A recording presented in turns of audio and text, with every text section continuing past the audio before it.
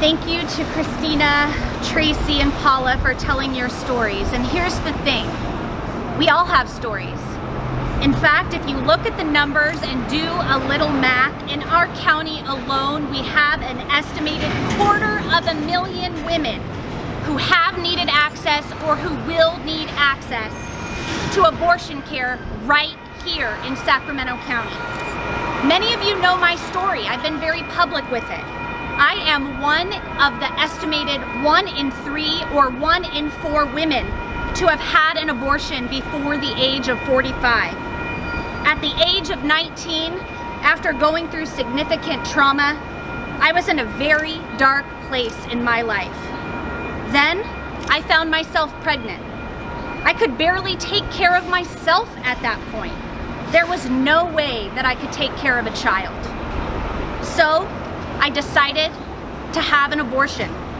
22 years later, I am now the proud mother of 2 kids.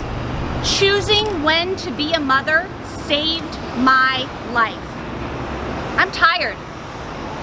I'm tired of politicians in our country and here locally ignoring the needs of women.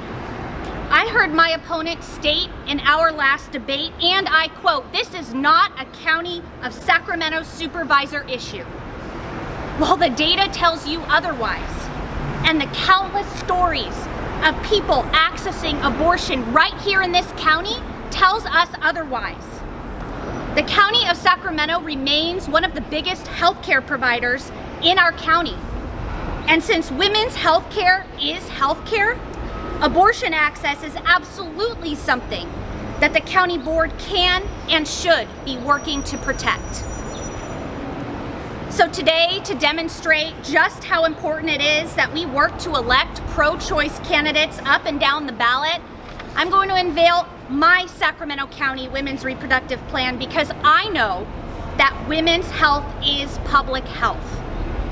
First and foremost, the county has a role in patient and worker safety and security at clinics who provide abortion care. Harassment of patients and workers continues to be a problem here in Sacramento County at several of our clinics. I want to follow the lead of the city of Sacramento and create an ordinance that would protect patients and workers from harassment as they're walking to and from clinics in the unincorporated part of Sacramento County. Also, in speaking with providers and patients, it's equally important to work with and train law enforcement on the enforcement of this ordinance. In addition to the enforcement of the California FACE Act, people deserve the right to obtain care without obstruction or harassment, and deserve the right to a harassment-free work environment.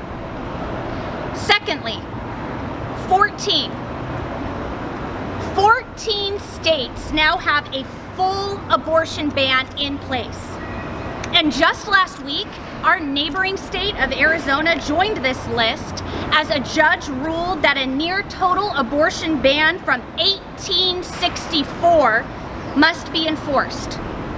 Since we know that out-of-state patients are already coming to California at an increase of 800%, which we have already seen, and an estimated increase as more bans are instituted of up to 3,000%. We need the County of Sacramento to start thinking about patient coordination to accommodate this influx. As supervisor, I would create a local task force with reproductive health providers so we can be responsive to this. We know that abortion care is a time-sensitive procedure. We must have the voices of stakeholders at the table to help us deal with the influx and to help ensure that no pregnant person is turned away because of capacity issues. Thirdly, as supervisor, I would work on removing additional barriers to access. There are currently no abortion providers in District 5. This includes the entire region of South Sacramento County. I will work with providers to explore clinic expansion or the development of telehealth options for first-time appointments to help ensure that patients from this region are seen and taken care of. Lastly, I know that women's reproductive care does not only mean abortion care. It means prenatal care, postnatal care, access to birth control, and health education. This means, among other things, funding the Black Child Legacy Campaign and working to prevent unplanned pregnancies by partnering with clinics and agencies to fund health education in our communities. As supervisor, I will fight to make sure these too are not forgotten. We need to play the long game on this issue. We can no longer count on Roe for protection. And there's a possibility that at some point we are looking at a national ban. Now more than ever, we need pro-choice candidates at all levels of government to fight for continued access. It is not guaranteed even in our state of California because there are anti-choice candidates on the ballot today. We need people who will use the creativity and responsiveness of the county government to address this issue. I stand with you today, and I will fight alongside you because women's health is public health. Thanks for being here today, and I can answer any questions if you have any. Thank you, Jaclyn.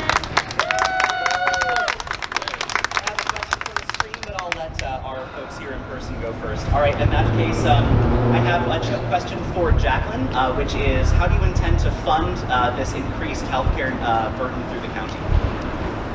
Really great question. We are already using public dollars to respond to public health crises all over this county. This is a public health crisis, and I would advocate for the use of those dollars to be invested into increasing care for this community. Any other questions from folks here? In that case, that concludes our press conference. Thank you so much, everybody. Thank you.